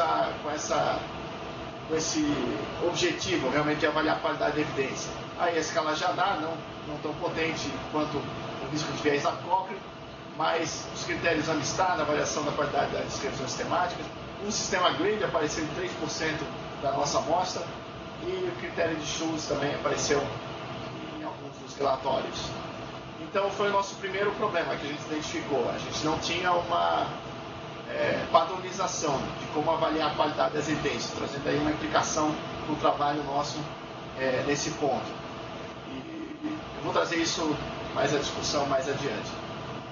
O nosso instrumento se mostrou confiável, o nosso capa mostrou uma concordância entre observador significativa, variando 0,48 a 0,74, e a gente considerou aceitável o uso desse instrumento para avaliar a qualidade da evidência entre baixa ou alta a partir do que foi julgado pela Conitec. Em relação aos tipos de evidências que nós identificamos, a grande maioria, e isso está totalmente coerente com a avaliação de tecnologia de saúde pautada nas intervenções baseadas em medicamentos, tendo um ensaio clínico com uma grande maioria das evidências. Revisões sistemáticas, e aqui até um problema, revisões sistemáticas, na maioria das vezes de ensaios clínicos, mas algumas também de estudos observacionais. A gente acabou não fazendo essa divisão. Mas também aparecendo estudos observacionais, uma pequena parcela, tanto controlados quanto não controlados. Gente, já são quase 40 minutos, deixa eu correr aqui. Então, os nossos níveis, para considerar aquela influência do impacto orçamentário e custo-efetividade, a gente acabou definindo a partir das distribuições valores corrigidos como alto, um valor muito alto de custo-efetividade, como R$70 mil, e o impacto orçamentário acima de R$85 milhões.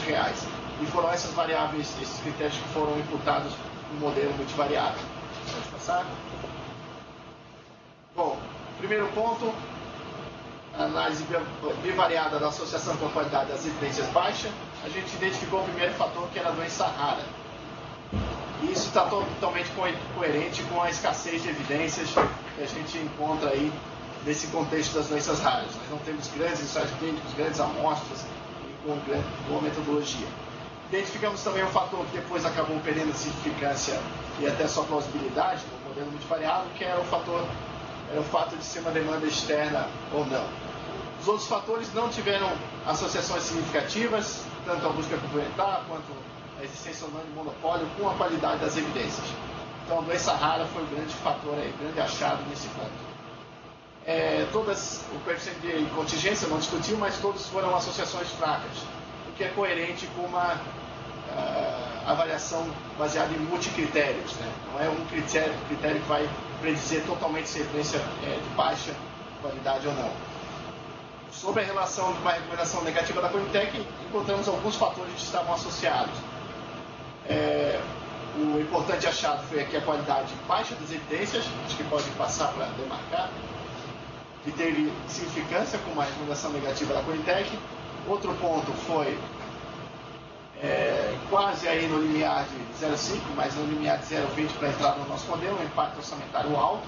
Ele estava associado com uma recomendação negativa, ou seja, ter um grande impacto, não dava conforto para a Conitec recomendar uma tecnologia. E por último, a gente também inclui no modelo a existência ou não de uma diretriz vigente. Ter uma diretriz vigente trazia, de certa forma, uma barreira para a entrada dessa tecnologia. Com certeza pela existência dos vários competidores já estabelecidos no sistema. Pode ir adiante. E por fim, a partir dessas variáveis que tiveram significância nos modelos bivariados, a gente construiu o nosso modelo de regressão logística, que ao final identificou sim, de forma consistente, a qualidade baixa das evidências como um fator associado a uma recomendação negativa da Conitec. Uma chance pontual aí de 4 vezes. Ou seja, a evidência ser de baixa qualidade estava associada em uma magnitude de 4 vezes mais com uma recomendação negativa da Conitec. A variável da tendência temporal não se mostrou mais significativa, assim como o impacto orçamentário alto e a existência ou não de uma diretriz vigente. Uma quase significância da diretriz, mas as demais ajustadas. Pode ir adiante. Discussão, eu acho que eu já falei bastante aqui, deixa eu só pontuar que de forma descritiva, os achados em relação ao tipo de evidência são consistentes com a própria avaliação da tecnologia de saúde, sendo que apenas 6% dos estudos incluídos foram de estudos observacionais não controlados. Esses estudos podem sim ser uma fonte de evidência para a recomendação de saúde, mas seria um problema se eles fossem a regra e não a exceção. Então, a qualidade dos relatórios que avaliaram indicações, a qualidade das evidências que avaliaram medicamentos indicados em uma condição rara, também está coerente com a pesquisa clínica nesse campo e as suas diferenças metodológicas, particularidades. O fator de destaque é que eu já discuti aqui, a gente não viu a observação não pôde observar um instrumento padrão nos relatórios, e isso pode ser um consenso a ser buscado pela Conitec. Pode ir adiante. Isso basicamente segue um padrão da ETS no mundo inteiro, sendo que a gente tem uma das revisões temáticas que a gente incluiu na nossa discussão, apontou a existência de 120 instrumentos diferentes. Então, qual deles adotar, qual o melhor, é uma discussão bastante ampla e com necessidade aí da busca de consenso. Vamos adiante. Como resultado, a gente conseguiu concluir que sim, as recomendações da Conitec tinham consistência entre a relação da qualidade baixa da evidência e uma recomendação negativa. A Conitec, de fato, não se sentia confortável, a partir dos nossos resultados, observa-se isso, em recomendar favoravelmente uma tecnologia a partir de evidências de baixa qualidade.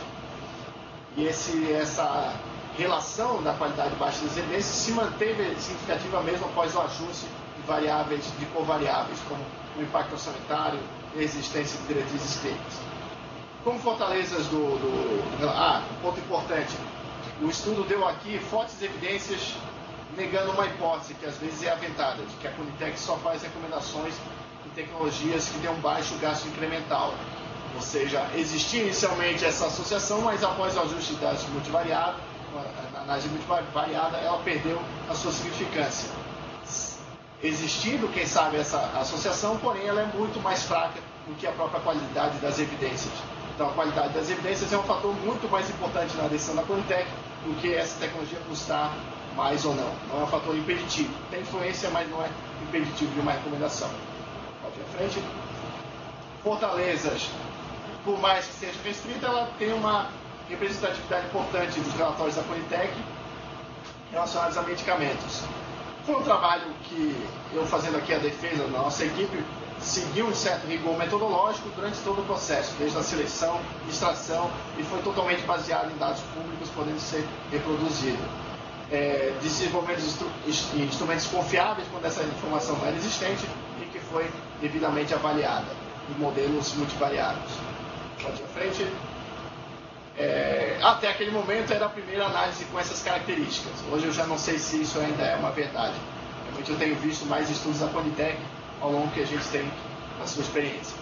E por fim, só ressaltando também as limitações, por mais que ela seja uma amostra representativa das decisões sobre medicamentos, ela claramente é bastante limitada para a demanda completa da Politec. Ela não inclui avaliação de equipamentos, procedimentos, e a gente não pode trazer aqui qualquer conclusão sobre isso, com base em nossos dados. E também é importante ressaltar que nem todos os fatores relacionados à qualidade das evidências ou até as decisões foram incluídos nos modelos. Primeiro, porque é uma análise retrospectiva, a gente se baseou em dado que já tinha sido coletado e também com dados públicos. A gente quis prezar pela reprodutibilidade desse trabalho. Mas a gente pode estar sofrendo aí no que a gente chama na epidemiologia de confundimento residual.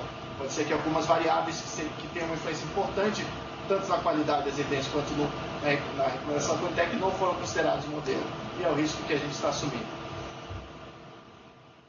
E o poder estatístico da amostra pode ser que não tenha identificado algumas significâncias. Pode ser que a gente tenha, sim, influência de impacto orçamentário, mesmo no modelo ajustado, porém a nossa amostra ainda era pequena para conseguir identificar essa magnitude. Quem sabe a recondução desse estudo agora com uma amostra maior possa identificar esses e outros fatores significantes.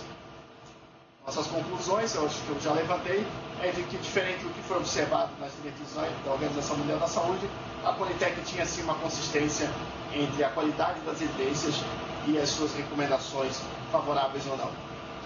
Só para pontuar aqui os agradecimentos, tanto ao Arthur, que na época trabalhava aqui com a gente, no Ministério da Saúde, é estatístico inteiro. Em algumas discussões variou bastante a nossa condição de estudo, assim como a professora Ana Godoy, lá do Laboratório de Pesquisa de Saúde Baseada em Evidências, e toda a equipe que ajudou a validar o instrumento inicial aqui da UNB. Bom, passei do tempo, passei aí 5 minutos, eu espero que tenha dado um bom panorama desse trabalho.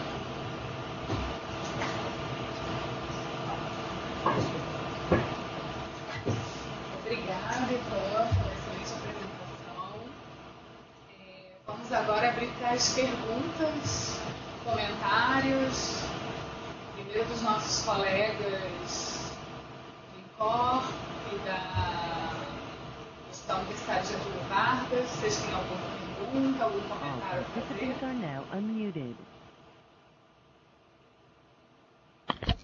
Só tem som aqui nas zonas.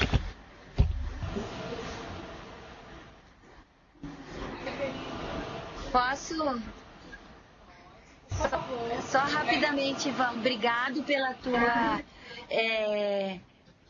exposição brilhante, eu acho que é isso mesmo. Agora, o bom seria que tu continuasses e incluir na amostra também o procedimento e as demais relatórios.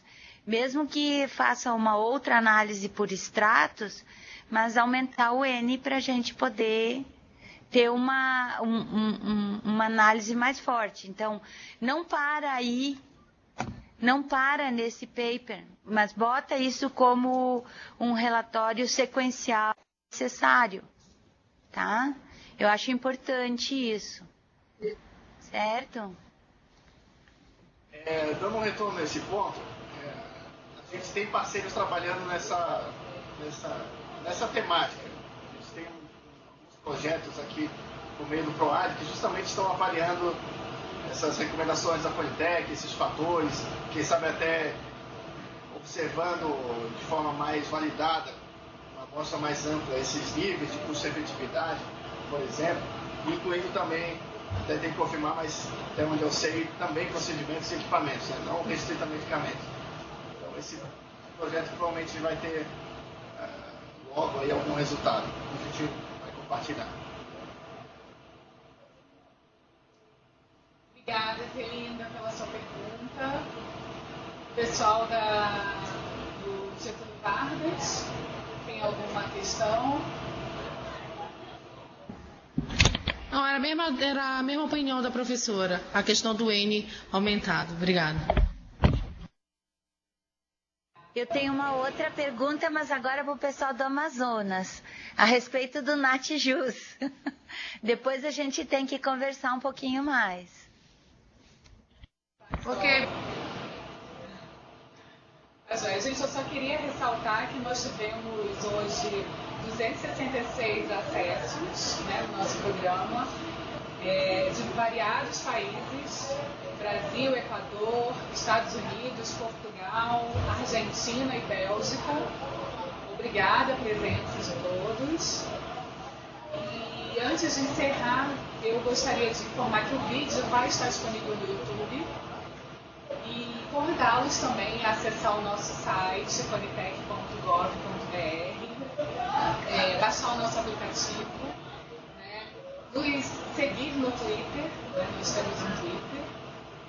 E, além disso, para encerrar, eu gostaria de agradecer a equipe que ficou nos bastidores, a Tarsila Mega, a presença da nossa ilustre diretora, está aqui, Vânia Canuto, ao DataSUS, que viabilizou toda a logística para a realização do programa também, obrigada.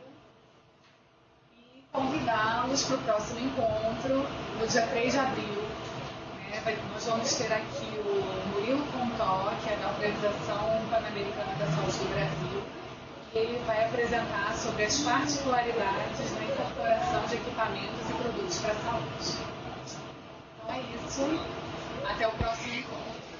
Antes de terminar, Ávila, eu queria fazer uma solicitação. Tá? Você está me escutando ainda? Tá, olha só. Que vocês, quando disponibilizem o vídeo, distribuam também na rede por e-mail, para a gente poder enviar e aumentar a disseminação. Essa é uma demanda porque a gente não tinha antes, né? Quando a gente detectava que tinha um novo, a gente fazia a disseminação. Mas se vocês mandarem por e-mail o vídeo, vai ficar mais fácil para a gente. Obrigada. Perfeito. A gente tem uma perguntinha aqui que chegou de última hora, né, que a gente vai fazer do Ivan. Prezado Ivan, boa tarde. Diante do esforço sobre o não uso de sistemas validados como o GRADE, para avaliar a qualidade da evidência e a preferência por sistemas descritivos, o Ministério da Saúde deve aumentar o acesso aos cursos de diretrizes metodológicas e ATS, principalmente pelo PROAT. Quem faz a pergunta é Paula Henrique Ribeiro Fernandes Almeida. A minha chefe já deu a validação aqui, com certeza, ressaltando que o GRADE ele é, de certa forma, ainda novo em relação às outras metodologias, como o nível de Oxford, que está bastante difundido. Se a gente pensar lá em 2012, no início da Conitec, era o primeiro ano que a gente teve a primeira sequência de publicações do GRADE, aquela edição de 21 publicações sobre o uso do sistema GRADE na avaliação da qualidade das evidências. E até então o GRADE tinha um problema enorme de comunicação. Sem essas publicações, era difícil a sua aplicação por não ter posse de exemplos práticos de como realmente se lidava com esse sistema na aplicação da qualidade das evidências. Então, só em 2011, 2012 que a gente teve essas publicações, a gente até hoje ainda não tem algumas delas, ainda estão sendo construídas. E depois disso que foi realmente publicada, agora tem que resgatar se foi 2013, 2014, acho que foi 2014, a publicação da diretriz do GRADE. Então isso ainda está em construção, então não tem como a gente cobrar essa evolução histórica tão rápida da aplicação do GRADE, por exemplo, na avaliação da qualidade das evidências. Mas realmente a gente tem que agora investir bastante em capacitação, tanto aqui internamente, quanto todos os parceiros e todos os integrantes desse grande contexto que é a avaliação de tecnologia de saúde do nosso sistema único de saúde. Acho que agora a gente tem todo o material para colocar isso em prática. Então agora acho que o nosso tempo se esgotou, né? Agradeço novamente a todos que estiveram presentes e aguardo vocês no nosso próximo